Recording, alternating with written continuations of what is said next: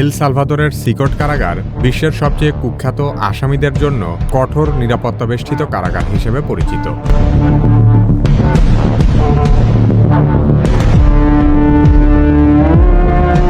সিকটের পূর্ণরূপ হল সেন্ট্রো দে কনফিনামিয়েন্তো দেল তেরোরিজমো, সোজা বাংলায় যার অর্থ সন্ত্রাস দমন কেন্দ্র।